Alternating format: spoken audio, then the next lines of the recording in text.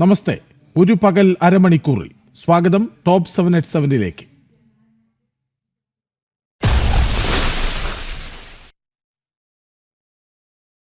പാളിയും കട്ടിളയുമൊക്കെ കട്ടെടുത്ത് നാടൊട്ടുക്ക് പ്രദർശിപ്പിച്ച് നടന്നപ്പോൾ പലരും അത്ഭുതത്തോടെ സംശയിച്ചു. ഇനി അയ്യനെയും കവർന്നെടുത്തോ എന്ന ചോദ്യം പതിയെ പരസ്പരം പറഞ്ഞു പലരും. ഇന്നിപ്പോൾ ശബരിമല സ്വർണ്ണ കവർച്ച രാജ്യാന്തര വിഗ്രഹക്കടത്തിന്റെ ഭാഗമെന്ന സംശയം പ്രകടിപ്പിച്ചു ഹൈക്കോടതി. പോറ്റിയുടെ നീക്കങ്ങൾ രാജ്യാന്തര വിഗ്രഹക്കടത്തുകാരൻ സുഭാഷ് കപൂറിന്റെ ഓപ്പറേഷനുകൾക്ക് സമാനമത്രേ. ശബരിമലയിലെ അമൂല്യ വസ്തുക്കളുടെ പകർപ്പുണ്ടാക്കി അന്താരാഷ്ട്ര മാർക്കറ്റിൽ എത്തിച്ചോ എന്നും സംശയം. വിവരങ്ങളുമായി ജിജീഷ് കരുണാകരൻ ഒപ്പം ചേരുന്നു. ജിജീഷ്, ഇന്ന് ഏറ്റവും പ്രധാനപ്പെട്ട വാർത്ത ഇതുതന്നെയാണ്. അയ്യനെയും കടത്താൻ പദ്ധതിയിട്ടോ, ശ്രമിച്ചോ എന്ന ചോദ്യം അത് ഹൈക്കോടതി ചോദിക്കുമ്പോൾ വളരെ പ്രസക്തമല്ലേ?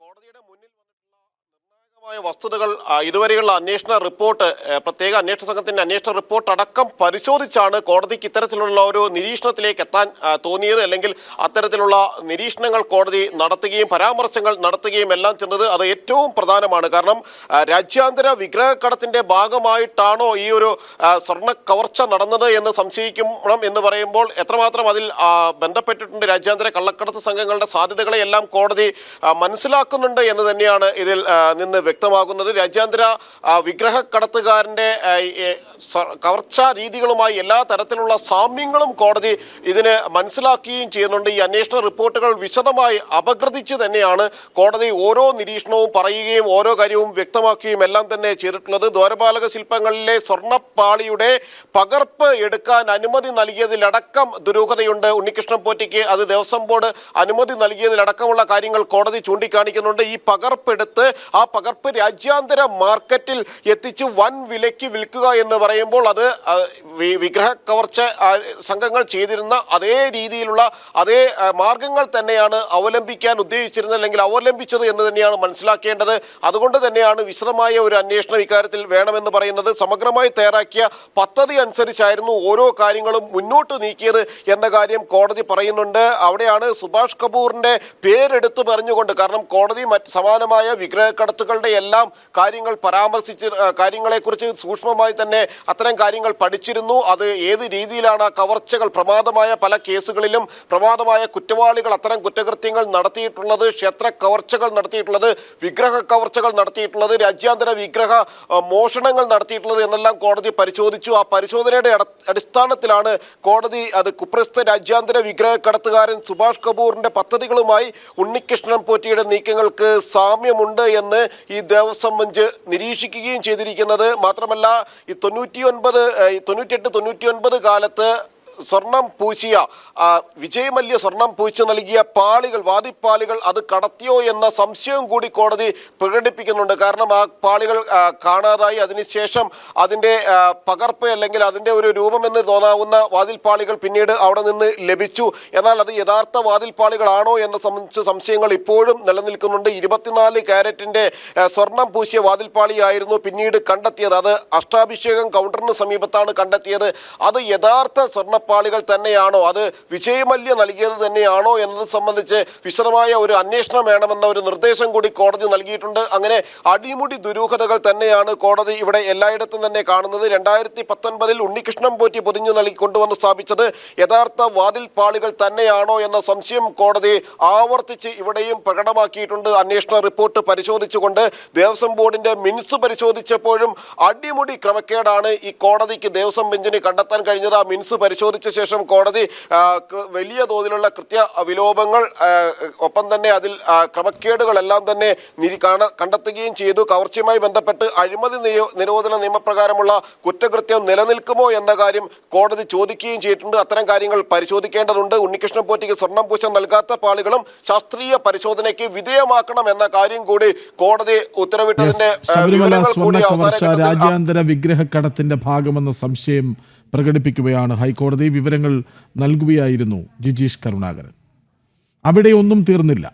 ശബരിമല സ്വർണ്ണ കവർച്ചയിൽ തിരുവിതാംകൂർ ദേവസ്വം ബോർഡിനെ നിർത്തിപ്പൊരിച്ചു ഹൈക്കോടതി. ദേവസ്വം മിനിറ്റ്സ് ബുക്കിൽ ക്രമക്കേടുണ്ട്.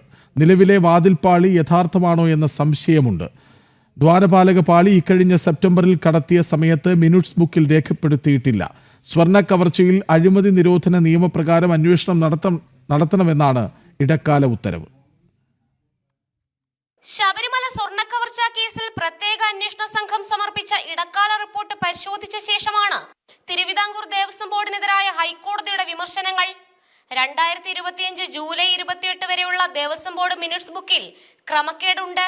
സെപ്റ്റംബറിൽ ദ്വാരപാലക പാളി കൊണ്ടുപോയ സമയത്തും മിനിറ്റ്സ് ബുക്കിൽ രേഖപ്പെടുത്തലുകളില്ല.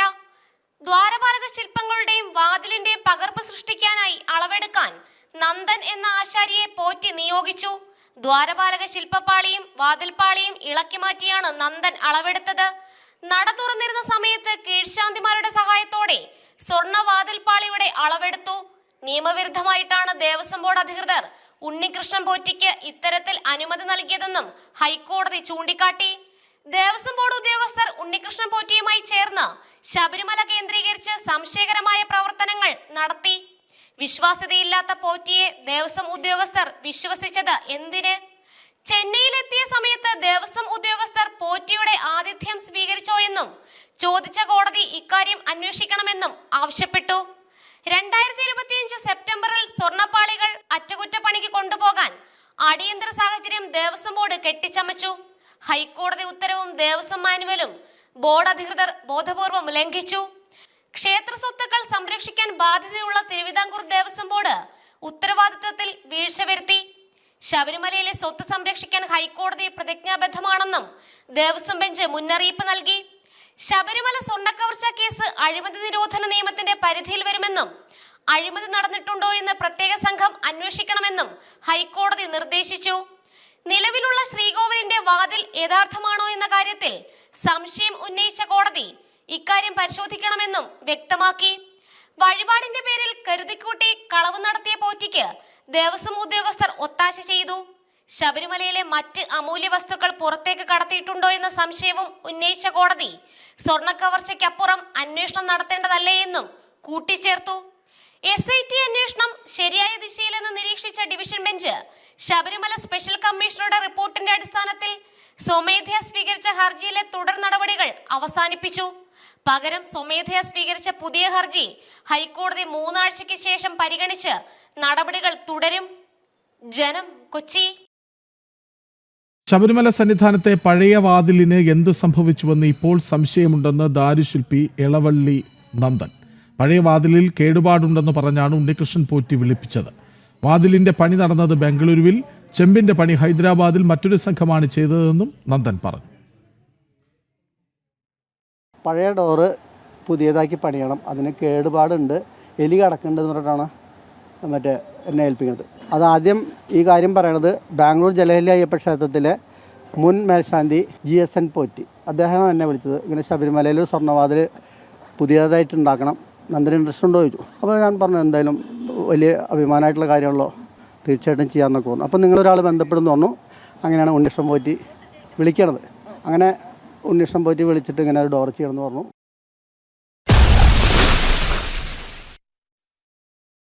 ആദ്യം പോറ്റിക്ക് ചുറ്റും വട്ടം കറങ്ങി, പിന്നെ മുരാരിക്ക് പിന്നാലെ മണ്ടി നടന്നു.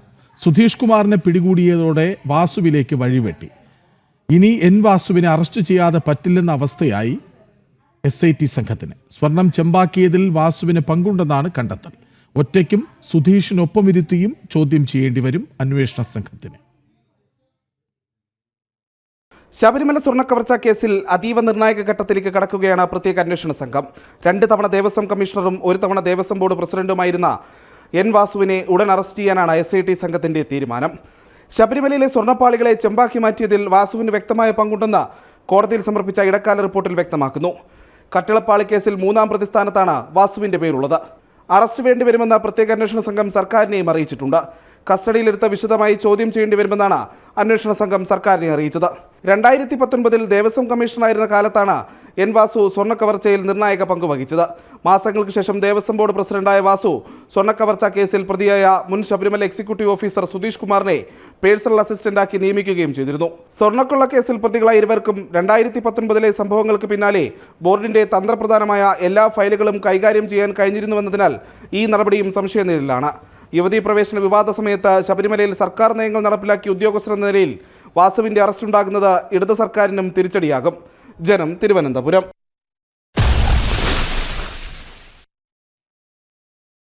മുട്ടുവിൻ തുറക്കപ്പെടും എന്നാണ്, മുട്ടിലിൽ മുറുക്കപ്പെടും എന്നുമാണ്. പാവങ്ങളുടെ വാതിലിൽ മുട്ടി വിളിച്ച് നക്കാപ്പിച്ച കാശു കൊടുത്ത് മരം മുറിച്ചു കൊണ്ടുപോയിട്ടിപ്പോൾ നോട്ടീസായി ലക്ഷങ്ങൾ അടയ്ക്കേണ്ട ഗതികേടുമായി. കോടികളുടെ മരം കൊള്ളയ്ക്കായി ആന്റോ അഗസ്റ്റിൻ നടത്തിയത് വൻ ഗൂഢാലോചനയാണ്. ചന്ദനമൊഴികെയുള്ള മരങ്ങൾ മുറിക്കാൻ റവന്യൂ വകുപ്പ് ഇറക്കിയ ഉത്തരവ് ഇതിന്റെ ഭാഗമാണ്. വനവകുപ്പ് മേപ്പാടി റേഞ്ച് ഓഫീസറായിരുന്ന സമീറിന്റെ മൊഴി ഇത് ശരിവെക്കുന്നു. 1500 കോടിയോളം രൂപയുടെ മരം കൊള്ളയായിരുന്നു ലക്ഷ്യം. തെളിവുകളുമായി ജനം ബിഗ് ബ്രേക്കിംഗ്. 2020 ഒക്ടോബർ 24-നാണ് 1964-ലെ ഭൂപതിവ് ചട്ടപ്രകാരം പതിച്ചു നൽകിയ പട്ടയഭൂമിയിലെ ചന്ദനമൊഴികെയുള്ള മരങ്ങൾ മുറിക്കാൻ റവന്യൂ വകുപ്പ് ഉത്തരവിറക്കുന്നത്. അന്ന് റവന്യൂ പ്രിൻസിപ്പൽ സെക്രട്ടറിയായിരുന്ന ജയതിലക്ക് ഉത്തരവിറക്കുകയായിരുന്നു. ചന്ദനമൊഴികെയുള്ള മരങ്ങൾ മുറിക്കുന്നതിന് തടസ്സം നിന്നാൽ ആ ഉദ്യോഗസ്ഥർക്കെതിരെ നടപടി സ്വീകരിക്കുമെന്നും ഉത്തരവിൽ വ്യക്തമാക്കിയിരുന്നു. ഇതിന് പിന്നാലെയാണ് മുട്ടിൽ മേഖലയിൽ വ്യാപകമായി വീട്ടിമരങ്ങൾ മുറിച്ചത്. ഇത് കടത്താനുള്ള പാസിനായി റോഷി അഗസ്റ്റിനും ആന്റോ അഗസ്റ്റിനും വനം വകുപ്പ് മേപ്പാടി റേഞ്ച് ഓഫീസറായിരുന്ന സമീറിനെ സമീപിച്ചിരുന്നു. വളരെ ബുദ്ധിമുട്ടിയാണ് മരം കൊള്ളയ്ക്കായുള്ള ഉത്തരവ് പ്രിൻസിപ്പൽ സെക്രട്ടറിയിൽ നിന്ന് സംഘടിപ്പിച്ചതെന്ന് ഇരുവരും റേഞ്ച് ഓഫീസറെ അറിയിച്ചിട്ടുണ്ട്. റേഞ്ച് ഓഫീസർ SITക്ക് നൽകിയ മൊഴി ഇത് ശരിവെക്കുന്നു. എന്നാൽ നിയമവും ചട്ടവും ഭേദഗതി ചെയ്യാതെ ഈ ഉത്തരവിൻ്റെ പേരിൽ പാസ് നൽകാനാകില്ലെന്നായിരുന്നു റേഞ്ച് ഓഫീസറുടെ നിലപാട്. ഇനിയാണ് കൃത്യമായ ഗൂഢാലോചന പുറത്തുവരുന്നത്. ഈ ഉത്തരവ് 3 മാസത്തേക്ക് മാത്രമേ നിലനിൽക്കൂ എന്ന് ആന്റോ അഗസ്റ്റിൻ റേഞ്ച് ഓഫീസറോട് വ്യക്തമാക്കുന്നു.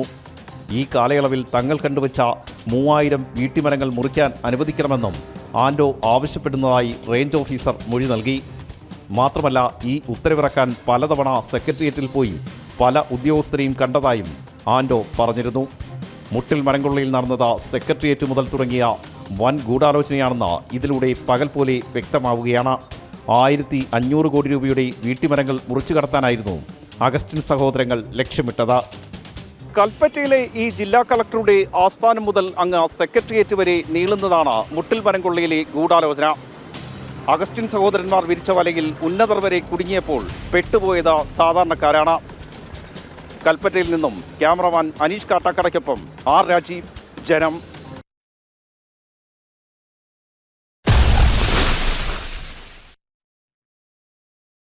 സംസ്ഥാനത്ത് തദ്ദേശ തെരഞ്ഞെടുപ്പിനുള്ള സംവരണ പട്ടിക പുറത്തുവിട്ട് തെരഞ്ഞെടുപ്പ് കമ്മീഷൻ. കൊച്ചി, തൃശൂർ, കണ്ണൂർ കോർപ്പറേഷനുകളിൽ മേയർ സ്ഥാനം വനിതകൾക്ക്. 7 ജില്ലാ പഞ്ചായത്തുകൾ വനിതകൾ നയിക്കും. തിരുവനന്തപുരം, കൊല്ലം, പത്തനംതിട്ട, ഇടുക്കി, കോഴിക്കോട്, വയനാട് ജില്ലാ പഞ്ചായത്തുകളിലാണ് വനിതാ സംവരണം. എറണാകുളം ജില്ലാ പഞ്ചായത്തിൽ SC സംവരണമാണ്.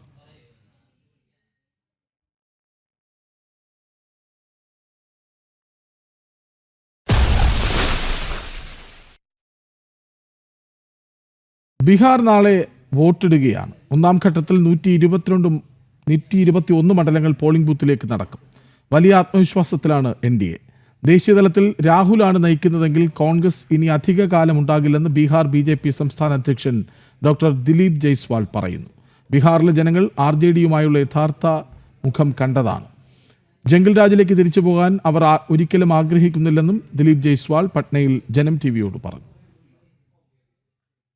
Bihar BJP State President Dilip Jaiswal ji is with Janam TV. Sir, thank you for joining with us.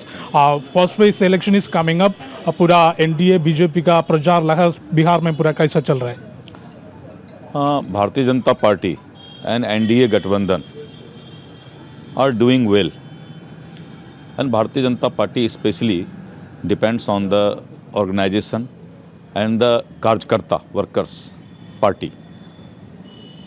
And the public of Bihar, the voters of Bihar have decided to form the NDA government with drastic victory.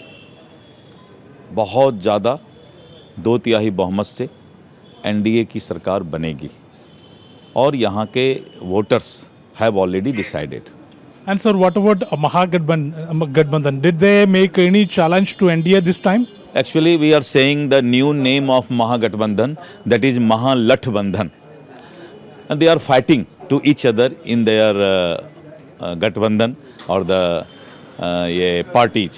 Congress and Rashtriya Janata Dal are fighting with each other and उनका कोई गठबंधन नहीं है और इस तरह करके जनता उनको जंगल राज फिर से बिहार में नहीं लाने देगी. The Bihar people are not interested for jungle Raj because of they have seen the real वो उसका क्या उसका original face of the जंगल राज लालू जी जवाना. So Bihar people are very much aware with the jungle Raj and now they are not interested for again the rule of jungle Raj. And sir, what was the development employment plans BJP NDA took in front of the people of Bihar? You know Mr. Shri Narendra Modi ji, the Prime Minister of India.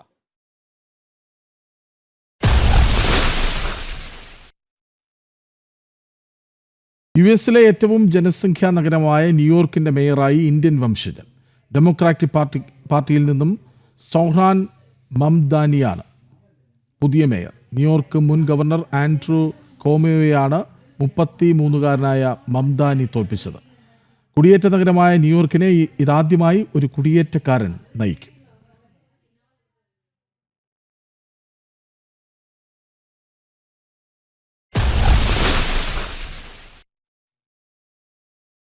ആലപ്പുഴയിൽ പാടവും തോടുമൊക്കെയായി ചുറ്റപ്പെട്ട ഒരു വീട്, അതിനുള്ളിൽ ഒറ്റയ്ക്ക് കഴിയുന്ന ഒരമ്മ. ഭാവനയിൽ ചിത്രീകരിക്കാൻ പറ്റിയ കാഴ്ച. പക്ഷേ 75 പിന്നിട്ട കമലമ്മയ്ക്ക് പുറം ലോകം കാണണമെങ്കിൽ ചെറുവള്ളം തുഴയണം. നടന്നെങ്കിലും പോകാൻ ഒരു വഴിയില്ലാത്ത ദുരവസ്ഥ. പുറക്കാട്ടുകാരി ഒരു പോരാട്ടത്തിലാണിപ്പോൾ. ഈ റിപ്പോർട്ടോടെ ഇന്നത്തെ ടോപ്പ് 7 at 7 പൂർണ്ണമാകുന്നു. നമസ്തേ.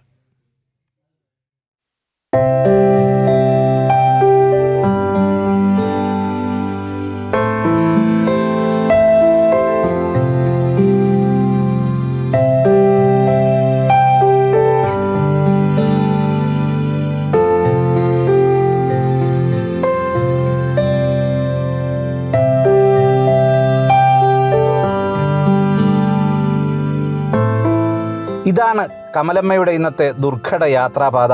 പഞ്ചായത്ത് റോഡിൽ നിന്നും 4 സ്വകാര്യ വ്യക്തികളുടെ പറമ്പ് കടന്ന് തോട്ടിൻകടവിലെത്തി ഈ ചെറുവള്ളം സ്വയം ഊന്നി വേണം കമലമ്മയ്ക്ക് വീട്ടിലെത്താൻ. പണ്ട് ബന്ധുക്കളൊക്കെ ഈ വീട്ടിലേക്ക് സുഖവിവരങ്ങൾ തിരക്കി വരുമായിരുന്നു. ഇന്ന് മീറ്റർ റീഡിങ്ങിന് പോലും ആൾക്കാർ വരാതെയായി. കാരണം ഉണ്ടായിരുന്ന വഴി അടയ്ക്കപ്പെട്ടു. ആരും വരത്തില്ല വന്നാൽ ഇവിടം വരെ വരത്തുള്ളായിരുന്നു. ഇപ്പം അതുമില്ല. ഒരു വഴി ഉണ്ടാവും വരാമെന്ന് പറഞ്ഞു. മോനപ്പം അമ്പലപ്പുഴ താമസിക്കുന്നു. എൻ്റെ കൊച്ചിനെ പഠിപ്പിക്കാൻ മാർഗ്ഗമില്ല. സ്കൂളിൽ വിടണ്ടേ എന്നാൽ അവരവിടെ താമസിക്കുന്നു. പിന്നെ ഞാനേ ഉള്ളൂ, മോളവിടെയും. പിന്നെ എന്ത് ചെയ്യും? എന്നാൽ വലിയ ബുദ്ധിമുട്ടാണ്. 12 വർഷം മുമ്പ് വരെ കമലമ്മയുടെ വീട്ടിലേക്കും ഈ പാടത്തേക്കുമൊക്കെ നടവഴി ഉണ്ടായിരുന്നതാണ്. പാടത്തു നിന്ന് കറ്റയും കാർഷിക ഉപകരണങ്ങളും ഒക്കെയായി കർഷക തൊഴിലാളികളും യാത്ര ചെയ്തിരുന്നത് പഴമക്കാർക്ക് ഓർമ്മയുണ്ട്. എന്നാൽ വഴി തടസ്സപ്പെട്ടപ്പോൾ കമലമ്മയ്ക്ക് നഷ്ടമായത് സ്വന്തം ദാമ്പത്യം കൂടിയായിരുന്നു. അവിടുന്ന് ചേച്ചി വിളിച്ചു പറഞ്ഞപ്പം ഞാനും എൻ്റെ പിള്ളേരുടെ കൂട്ടുകാരൊക്കെ ഇവിടെ ഉണ്ടായിരുന്നു. ഞങ്ങളെല്ലാവരും കൂടി അതിലേ പോയി ആ കണ്ടത്തിൽ കൂടെ പുല്ലിനകത്തൂടെ വെള്ളം നീന്തി നടന്ന് അവിടെ ചെന്നപ്പോഴത്തേനും അണ്ണൻ ഇങ്ങനെ കിടക്കുക. പിന്നെ പെട്ടെന്ന് ഇവിടെ ആശുപത്രി ജോലിയുള്ള എൻ്റെ അനിയത്തിയുണ്ട്. അവൾ വിളിച്ച് പറഞ്ഞു പെട്ടെന്ന് ഇവിധങ്ങൾ വള്ളം കൊണ്ടുവന്ന് അണ്ണനെ കിടത്തിയിട്ട് ആ വള്ളത്തെ പിള്ളേരെല്ലാവരും കൂടെ വെള്ളത്തിൽ കൂടെ നടന്ന് അണ്ണനെയും കൊണ്ട് അവിടെ കൊണ്ടുപോയി ആശുപത്രിയിൽ കൊണ്ടുപോയത്. അല്ലെങ്കിൽ വണ്ടിയൊക്കെ വരുമായിരുന്നെങ്കിൽ അണ്ണനെ രക്ഷ കിട്ടിയാനെയായിരുന്നു. പക്ഷെ അങ്ങനെ കൊണ്ടുപോയ കാരണം അണ്ണൻ മരിച്ചുപോയി.